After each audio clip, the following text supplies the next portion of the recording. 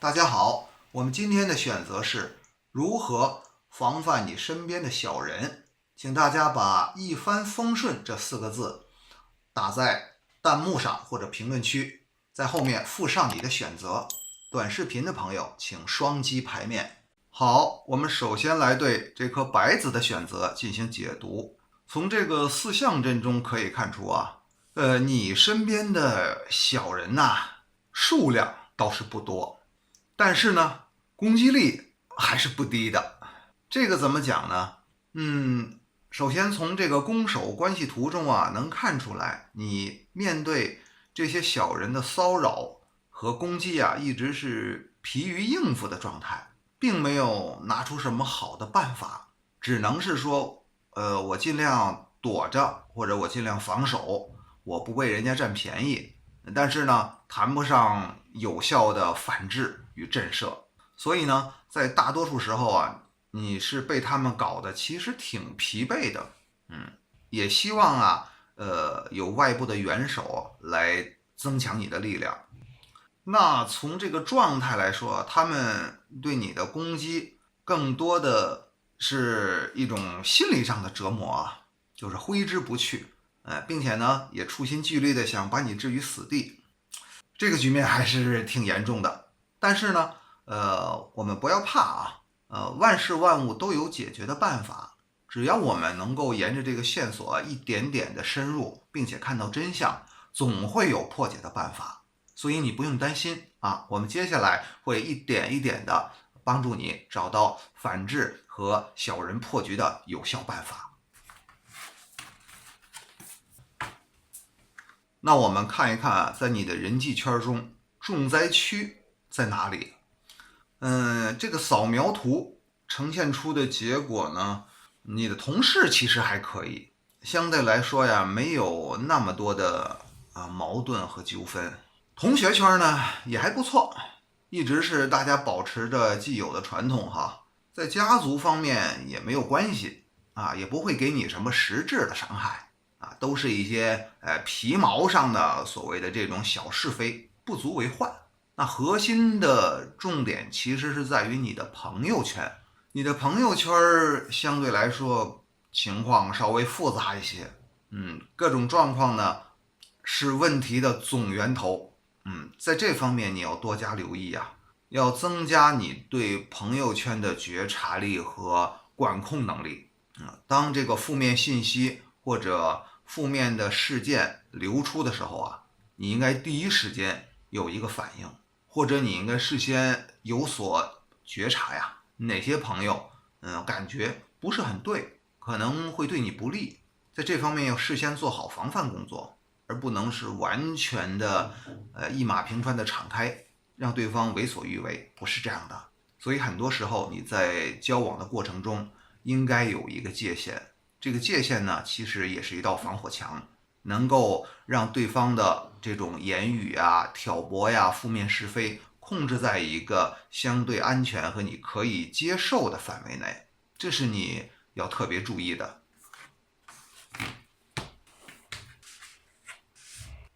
那这个阵呢，菱形阵，它扫描的是你的弱点和软肋，包括防御段位。其实你最容易面对吃亏的小人类型是那种唱高调的，善于把自己包装得很好。明明呢，他心里有很多乱七八糟的事情，明明他的肚子里没有什么东西，但是他会善于用包装把自己吹嘘得天花乱坠，然后呢，把自己打扮的变成一个很有追求很有格调和品味的这么一个人，让你刮目相看。所以有时候你特别要注意，面对这种类型的朋友你千万不要被他表面的言语迷惑住不要一开始就认定他是一个好人，我真的可以相信他所说的都是真的。其实不是这样的。那有很多人呢是嘴巴上唱得很高调，但是他的言和他的行并不是一致的。那你的弱点是什么呢？其实综合了上面所有的信息你的弱点在于有时候你很注重这种外交关系的建立，你希望认识更多的朋友，或者呢，能够通过这种方式交流啊，或者参加外面的社交活动啊，来认识更多的朋友，来为自己积累人脉，这本身是一件好事。但是呢，这种好事一旦操作不当，它就变成了坏事。那有很多的朋友其实他的品质是有问题的。那你在交友的时候啊，不能鱼龙混杂、泥沙俱下。这一点其实你要好好的反省一下自己，你的择友标准。有时候你会比较关注于数量，关注于外在，关注于表面。你觉得这个朋友很光鲜呀，他说的很高大上他可能有很多资源呢，将来可以用得着啊。但实际上，未必事实和他所说的是一样的，可能你看到的只是一个表象。所以你最大的弱点其实是在人脉资源上啊，不要贪大求全。其实你不缺乏社交能力，但是这种社交能力一定要建立在保质保量的基础上，而不是积累了很多残次品啊，这样你自己会吃不消，你的人脉的仓库会出问题的。那在你防小人的这个段位上，你不是很出色，也就是说你的防御力啊不算强，这是先天带来的一种东西。那所以你面对这种情况就更要擦亮自己的眼睛啊，用后天的努力来弥补自己这方面的弱点。看看你最近防小人的气运啊，其实最近的2、3个月还好，你不至于被卷入斗争的漩涡里边。但是呢，随着时间的推演呢，这种情况会越演越烈。也就是说呢，树欲静而风不止啊，有很多原因，它会造成你身不由己的入局。比如说无意中动了别人的蛋糕，或者不小心闪了一点亮，出了一点风头，那就变成了矛盾的焦点，可能会招来嫉妒，会招来别人对你的一些想法。那它其实是随着你事业或者说个人魅力的上升而不断上升的，这就是阴阳相生的道理啊。你这方面的强了，你这方面的正向的表现和力量强了，那个负面的攻克和阻力呢，相应的也会上升一个台阶。你说是不是呢？所以它既是一个麻烦，其实也是一个好事，我们要辩证的来看。如果你没有这么高的段位，你不会这样发光发亮，当然没有人理你了，你也不会有这些麻烦。那从这个时间线来看呀，在1年之内是一个关键期，你需要调动自己各方面的智慧啊和资源来协调，来为自己建立一个防火墙，争取在1年内来完成。那么如果这个时间超过1年呢，可能外部的环境会发生变化，这个事件包括对你的关系的演变，这些小人们对你的攻击诽谤会超出你能力驾驭的范围。所以你要把这些矛盾和这些关系啊，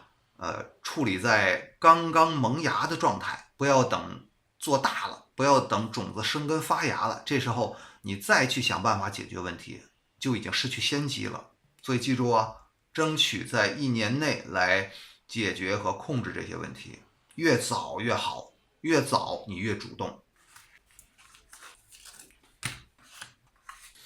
好，最后一个问题，那面对这一系列的麻烦，或者说有可能折腾你的小人，你应该怎么应对呢？那刚才我们看到了，其实你在这方面的天赋啊不是很强，在面对这一些麻烦事的时候啊，有时候缺乏实际办法。你毕竟不能和他们做一样狗咬狗的事情啊，那这个事情对你来说呀，确实你要经历一些意想不到的攻击呀，或者说突如其来的一些事情冲击，那这些肯定会给你带来一些震荡。但这个震荡呢还好，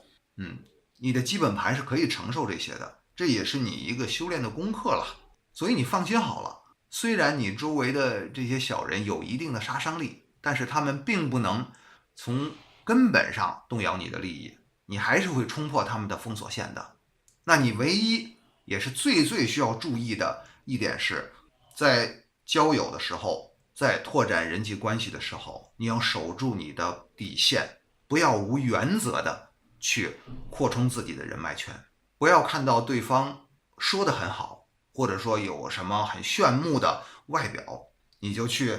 和他近距离的接触，然后不设防的敞开，不是这样的。当你守住了自己的底线和原则的时候啊，很多诱惑其实它无法让你陷进去，你可以躲开很多这些无意之中或者说将来可能发生的陷阱。那你就是要找准自己的定位，知道自己是谁，知道自己什么不要做。其实听起来这个事情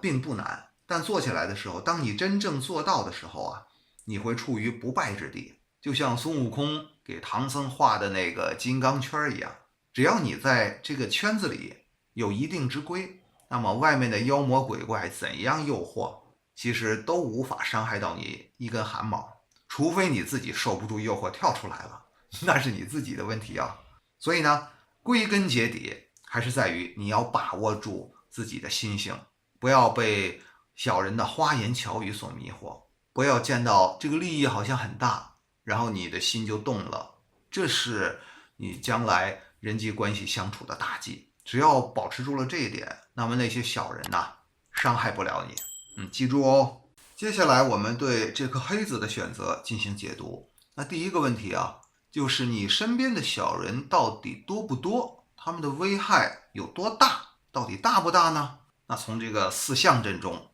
可以显示出一些端倪。你身边的情况呀，倒是比较简单，就是没有绝对的坏人，并不是说针对某一个人呐，某个人天生的本性就坏，而是什么呢？而是结构性矛盾，就是所谓的那些坏人，那些小人呀，是利益争端之下呀，形势逼人，他们被迫做出的无奈选择。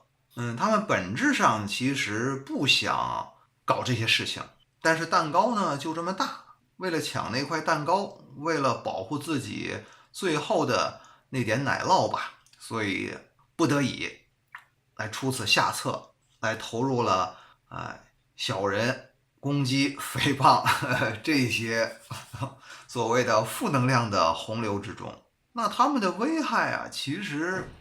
力度不算大，他们也是被逼无奈，更多呢也是在投石问路。他们针对的不是你，而是希望保住自己的那块利益奶酪，所以他们也不傻，在进行挑事儿啊争端的时候，还是蛮有斗争策略和分寸的啊。也不想把人得罪光，所以它不是一个你死我活的这种利益争端啊，还是相当有弹性的。当利益争端不是很明显的时候啊，他们就用自己的力所能及的这些小办法、小聪明来耍手段。如果利益升级的时候呢，他们也会找外部的关系找他们眼中所谓的高级人脉呀、上层关系呀，看看来护住他们那点可怜的奶酪，来为他们争取更大的一个生存空间，是这样的一种状态。所以你身边的所谓的小人呢，是具有普遍性，并不是说某一个一小撮的人，其中的整体结构还有大的形势是主要的影响因素。那来看第二个问题啊，你需要重点关注的防小人人际领域。那这个信息里边显示出了几个圈子你这个小人的麻烦圈啊，还真是挺广泛的啊。但是广泛归广泛，我们刚才已经说过了，其实这个都是形势比人强，被逼无奈的，他们倒不是天生的坏。像同事圈的情况呢，他们是为了这个事业上有更多的利益吧。那如果你不幸成为了利益漩涡的中心，你比较出色，或者占据了一个关键的位置，那自然会有人对你有想法，这是很正常的，也谈不上有多危险。总之有一些小麻烦而已啊。在朋友圈呢，这个力度可能更大一些，那你需要投入更多的精力去观察和筛选你的朋友。同学圈还好，如果不是被这个生活困境逼到边缘的话，不会有人出此下策。那家族方面更多的是大事，除非遇到这个大的利益争端呢，倒也不会有什么大的麻烦，你只需要不当出头鸟就可以了。所以筛选这一圈下来啊，其实，你最需要关注的还是在朋友的这个圈子，这方面的考验会稍多一些。那我们来看第3个关键问题，对你最具危害的小人类型是哪一类呢？你的弱点和软肋，包括防御段位，又是一个什么样的状况呢？这个菱形阵呢，它显示出啊，其实最能吃定你的这种类型啊，是那种不要命的碰瓷型，魂不吝，这种小人很可怕。你把他逼急了，他跟你谈不上玩命吧，但是舍得一身剐，想把皇帝拉下马。他是光脚的，你是穿鞋的，所以你肯定跟他碰不起呀。那你只能退避三舍呀。那你不能跟他去进入一个频道去死磕呀。这种小人对你的冲击最大。那你就不要等到利益矛盾发展到不可收拾的时候再去面对他。那应该事先未雨绸缪啊。你会事先看看谁和你有。你得事先看看谁和你有这种趋势的利益争端，然后呢，你的弱点，其实有时候你啊太无为了，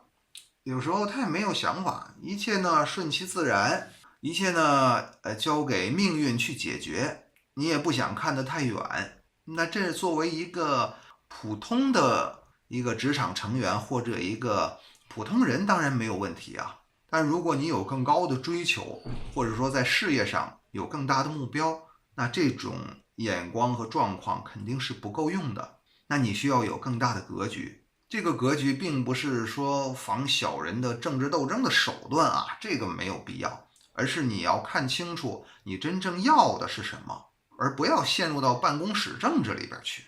避免被人家碰瓷，这样杀敌1000，自损800，你说对不对呢？所以面对这些复杂的公司人际关系啊，你还是需要站在更高的角度，尽量能把自己摘出来，不要卷入到矛盾漩涡里边去。有时候呢，该给的利益呢就要给到，不要因为一点小利益而损失你的基本盘。那你能做到这一点的话，也就超越了刚才所说的碰瓷的困局，因为他们要的无非是利益，只要是你能够给的，你能够适当的做出退让的，同时你在你可以接受的范围内，那你就可以这样处理。在段位上呢，你要记住啊，有张有弛。在这个人际关系和职场的斗争中啊，你有时候不宜太强硬，或者说在强硬之后啊，需要去软下来，一刚一柔，这样才能稳住自己的基本盘。不要陷入死磕的境地啊！不要陷入谁来我就跟谁磕，这样是一个很低段位的表现。那来看第4个问题，这个时间段，你防小人的最关键的气运时间段是在哪里呢？什么时候是你最需要加以注意的时刻呢？那从这个时间盘来显示呢，最关键的时刻是3个月到半年这个时间段。半年之后你就会脱困，那别人对你的这些小心思啊也翻不起什么浪花来。所以3到6个月这个时间段，你在各个方面啊就要多留心。按照我们刚才说的那个原则去接人待物，为人处事，这样能够逐步摆脱被这个小人们所盯梢和围攻的境地，这样从事业上生活上杀出一条重围。最后一个问题，你应该怎么做呢？刚才我们说了这么多，最后回到一个总的结论呢，就是你要看到你所面临的生活中还有工作中种种的制造麻烦的这些小人呀，他们本质上并不是有多么的坏，或者说是针对你的，大都是结构性矛盾。这个矛盾呢，不是很尖锐的，一旦这个利益问题阶段性解决之后啊，矛盾就会化解。所以你要做的就是对事不对人，要多看这个利益的导向，就他们要的是什么，不要陷入到人和人的意气之争。如果你把这方面做到了，就能够不断的化解敌人，谈不上化敌为友啊，但是不会结下真正的办公室死敌呀，或真正的冤家，都是阶段性的，让它过去就好了。他们并不是你真正的对手、竞争对手和敌人，不是这样的。具体呢，就是根据具体情况，然后去进行利益的谈判。那有时候这种谈判可能会很受伤，可能是需要你割肉的。但是面对这个大事的时候啊，你当舍则舍呀。这方面呢，坦率的说也并不是你的强项，但是你又必须去面对，所以这是你的一个功课呀。所以归根结底，在整体的态度上呢，要放轻松，风轻云淡，要看到他们并不是你根本的对手，根本的麻烦，不是这样的。那在具体问题和处理手段上呢，那要寸土必争，不要轻易放弃一寸利益。到了真正形势比人强的时候呢，当舍则舍，即使心疼也要割肉，也要把你拖出这个小人的利益争端场，这样你才有更多的资源和精力去从事更重要的工作，去开拓更重要的领域，发挥更重大的价值，你说呢？好，我们来看黑白棋子的选择啊。用四象阵来看第一个问题，你身边的小人多不多，危害性大不大？首先呢，小恭喜你一下啊，从这个信息中啊，可以看出你身边的关系其实还是比较简单的，也是比较安宁的，相对于其他人的平均水平而言啊，你身边没有这么多麻烦事儿，绝大多数的这个工作和生活呀，还是蛮简单的，所以你身边的小人其实没有那么多，这是一件好事儿。但没有那么多不意味着没有，小麻烦呢还是有的，这个可以说数量不多，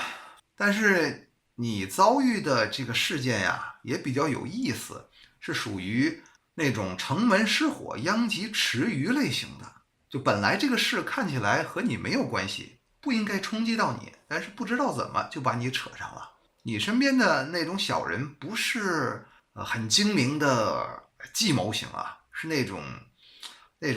很傻没脑子的那种类型，是冲动型。这个冲动型呢，往往不按常理出牌，往往用自己的一根筋来看待周围的关系，所以这个事儿让你也颇有无奈。本来按常理真的没有你什么事情，但是莫名其妙会被卷进去，这也是一种命啊。所以你身边的这个小人的状况带有趣味性啊，也有点黑色幽默的意思。怎么七拐八拐八竿子打不着的事情，他们都不按常理出牌，最后让你呢很难受。这个说起来啊，稍微有点冤。再来看第二个问题，那你需要重点关注的人际领域，这几个领域啊，其实在朋友啊和同学方面都还好，在同事方面呢有一些小烦心，有时候这些同事们也把你折腾的也经常想去减减压呀，有点磨人，但还不至于伤筋动骨。现在的这个职场环境啊都不容易，大家压力都很大。有时候啊还真不是人的因素，是这个关系啊，在这个利益场中啊变了味儿，所以人就活得很累。时间长了，一下子几年、十好几年在这个厂里边泡着，肯定状态好不了。同事方面呢还算是好事，还算是可以接受的范围啊。最关键的，在你的家族和亲人方面，这个麻烦事儿是最恶心的，是最烦人的，让你如鲠在喉啊，就像一颗鱼刺卡在喉咙里，吐也吐不出去啊，极其烦人。所以这个家里的这些麻烦事儿，对你来说像苍蝇一样啊，一直是困扰着你，给你造成了，谈不上有多么痛苦，但是很烦人，很烦人。一直挥之不去，一直像一块癣一样伴随着你，你也看不到解决的办法。你想改变他们，真的很难。那面对这种情况怎么办呢？那我们放心啊，也不要怕，咱们一点一点找到解决的出路和办法，办法总会有的，在下面你就会看到。第3个问题啊，看看对你最具危害类型的小人是什么，还有你的弱点软肋和防小人的段位怎么样。这个菱形阵啊已经说得很明白了，对你呢最具冲击类型的小人呢是那种狗急跳墙型的，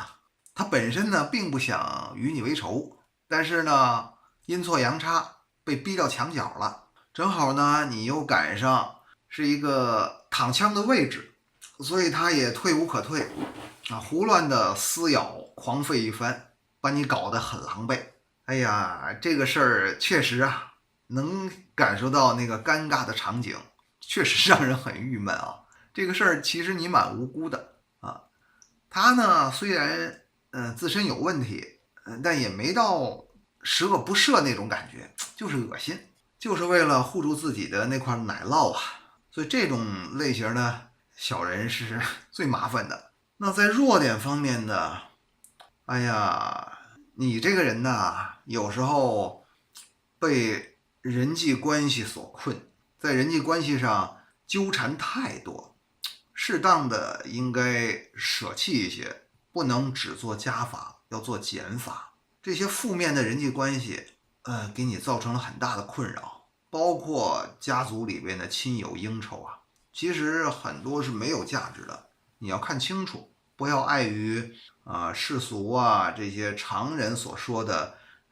情分呐、责任呐，这些东西如果是正常的有来有往、礼尚往来的正能量循环当然好，但如果它起到的是负面作用，你又碍于各方面的因素不得不接触的话，它就变成了一种累赘和负担了。另外呢，你心中啊也有想法啊，你也并不是完全被动的，也想通过这些关系的打造呢，看看能获得一些收入啊、利益啊或者人脉啊，总之你也有所求。那面对这些负面的人脉或者说关系，那你以有所求的心去接触啊，本身就很难受，它也不会有一个比较好的结果，带来的麻烦远远多于你所期望的收益。所以这个烂人缘，这是你最大的弱点和软肋。那你在防小人方面的段位啊，可做得很不好，基本被人家蹂躏的惨不忍睹。当你面对这些烂人缘的时候，拿人际关系、亲族关系来作为筹码，来要挟你的烂人缘的时候，你其实是无能为力的，一直是比较屈辱，签一个辛丑条约，签一个马关条约，不断出让自己的主权，可以说丧权辱国呀。所以这种情况要改变了。虽然你周围的小人不多，而且都是阴错阳差，不知道怎么搞出来的，但是你这个段位啊，可真的太低了。这样被人家敲一锤子，损失是很大的，不能再这样了，要改变了。我们来看第4个问题啊，你的小人运和这个时间段，近期啊，你倒可以放宽心啊，倒不会有什么大的城门失火、殃及池鱼的冲击来干扰到你。在半年到1年左右，这是一个气运的关键期，有一些负面的缘可能会冒出气泡啊，浮出水面，这个不可怕啊，这个咱们可以有解决办法啊。那在这方面的缘分还有时间段，你就要特别注意了。在这个时间段呢，就要少说多做，尽量在6个月到半年的期间呀，不要去过多的参加烂人缘的无效社交，包括对你平时可能有一点潜在麻烦的、不是很合得来的一些人脉呀，你不要接触的太频繁，不要主动招惹，切记这个时间段，过了这个时间段就好了啊。很多的缘分啊，它会自己化合，自己凝固成自己的一个能量团，慢慢转去了，对你就没有兴趣了。所以你只需要在6个月到半年这个期间呀，适当的收敛自己的人脉经营活动，那么这些麻烦事儿就会少很多，所以你放心好了。好，最后一个问题，你该怎么做？那说了这么多，你最应该做的还是不要和这些小人烂人去纠缠，哪怕他们是斜刺里杀出的一匹黑马，不知道怎么回事就咬上你了。总之，你不能和他们狗咬狗，你还是要站在一个相对高的姿态，别和他们纠缠，还是干你最宝贵、最重要的事情。生活中的时间和精力真的很宝贵，你不能和他们去陷入泥潭里打乱仗，那你就需要舍弃一些小的东西啊，比如意气之争啊，或者一些小的利益，这方面对你来说没有那么重要，但是对他们来说呢是命根儿。所以放弃呢是前进的第一步，也是前进的基础。当你学会放弃鸡毛蒜皮的利益争端的时候啊，那你的格局心性就会上升一个台阶儿。那在手段上呢，只要不是什么根本的大的一些利益啊，那完全可以息事宁人，适当的退半步吧。这样呢，把一些潜在的矛盾冲突化解掉，把精力节省出来，做更关键、更有层次的事情，这是对你的最关键的忠告。OK，以上呢是关于黑白棋子的解读。希望咱们听完之后呢，能够选择一键3连来支持我，谢谢。